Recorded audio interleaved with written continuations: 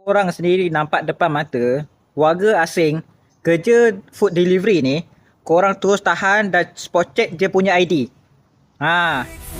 Malaya, big food. Malaya, bersama kita bangkit suara.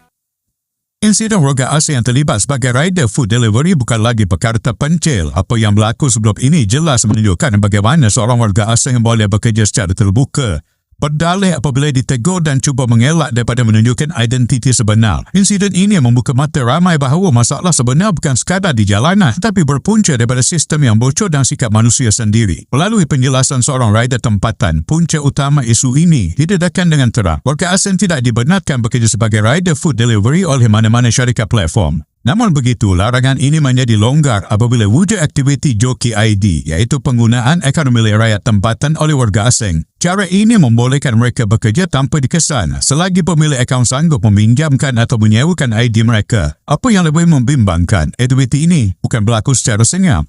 Ada rider tempatan yang memiliki lebih daripada satu akaun, menggunakan satu untuk diri sendiri dan menyerahkan selebihnya kepada warga asing. Keuntungan dikutip tanpa perlu turun ke jalan. Inilah yang disebut sebagai untung atas angin, tetapi kesannya ditanggung oleh rider lain yang patuh kepada peraturan. Insiden warga asing yang ditegur sebelum ini menjadi contoh jelas bagaimana aktiviti ini berfungsi. Apabila diminta menunjukkan ID, alasan seperti sudah log out digunakan, bukan kerana tidak faham, tetapi kerana takut identiti sebenar terbongkar. Tanpa akaun yang dipinjamkan, insiden tersebut tidak mungkin berlaku. Ini hakikat yang perlu diterima walaupun pahit. Nasihat yang disampaikan oleh rider tersebut sangat jelas. Rider tempatan diminta supaya tidak berdiam diri apabila melihat warga asing bekerja sebagai penghantar makanan. Tindakan seperti spot check ID, memastikan kesahihan akaun dan membuat laporan perlu dilakukan. Ini bukan soal menunjuk kuasa, tetapi soal menjaga periuk nasi bersama. Namun, tanggungjawab ini tidak boleh diletakkan di bahu rider semata-mata. Teguran keras juga perlu diberikan kepada pihak berkuasa dan penyedia platform. Selagi penguasaan dilihat perlahan dan tindakan hanya berlaku selepas isu tular, selagi itulah aktiviti ini akan berulang. Warga asing akan terus berani mencuba dan rakyat tempatan yang jujur akan terus tertekan. Pihak berkuasa perlu sedar bahawa normalisasi isu ini membawa risiko jangka panjang. Jika ia dibiarkan, syarikat platform mungkin melihatnya sebagai keadaan biasa dan membuka ruang yang lebih luas kepada warga asing. Apabila itu berlaku, rider tempatan akan kehilangan peluang kerja dan sektor ekonomi GIG akan berubah menjadi medan persaingan tidak seimbang. Kesimpulannya, insiden warga asing sebagai rider food delivery bukan isu kecil. Ia adalah gabungan kelemahan penguatkuasaan, ketamakan segelintir rakyat tempatan dan sikap ambil mudah terhadap peraturan. Nasihat rider tersebut wajar diambil serius. Jika rider, pihak berkuasa dan penyedia platform terus menuding jari tanpa tindakan tegas, masalah ini tidak akan pernah selesai. Yang rugi akhirnya tetap rakyat tempatan sendiri.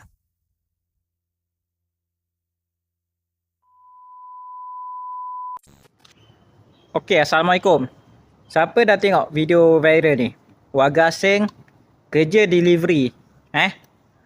Okey, aku nak minta tolong lah. Minta kepada semua rider. Kan, kalau korang sendiri nampak depan mata, warga asing kerja food delivery ni, korang terus tahan dan spot check dia punya ID. Sebab company-company memang tak ada bagi pun warga asing kerja food delivery. Itu yang pertama. Yang kedua, kau nak tahu tak macam mana warga asing ni kerja food delivery? Sebab dia joki ID orang. Okey. Joki ID orang tu macam mana bang? Okey, dia macam ni. Contoh aku ada 3 ID. Shopee Food, GrabFood dan Foodpanda. Okey, aku jalan satu ID. Lepas tu lagi 2 ID aku bagi warga asing. Tolong jalan. Lepas tu aku untung atas angin. Sebab ada kalangan-kalangan rider tempatan ni, kalangan-kalangan rider food delivery ni, warga Malaysia ni, dia bagi ID diorang dekat warga asing. Sebab itulah warga asing kerja food delivery. Kau tak boleh biarkan tau benda-benda macam ni. Kalau dibiarkan, aku risau.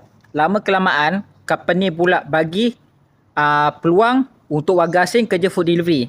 Kalau warga asing semua benda kerja dekat Malaysia, habis kita warga tempatan nak kerja apa? Betul tak aku cakap ni? So, kalau korang nampak depan mata lepas ni, korang tolong tahan warga asing. Lepas tu kau spot check ID dia. Dan tengok ID siapa je jalan. Lepas tu terus buat report. Terus buat report. Lepas tu, bila dah report, kita kena beritahu company, tolonglah terus block ID orang macam ni. Sebab orang-orang tempatan yang orang macam ni, yang bagi warga asing jalan ID dia, boleh merosakkan semua company-company food delivery. Okay?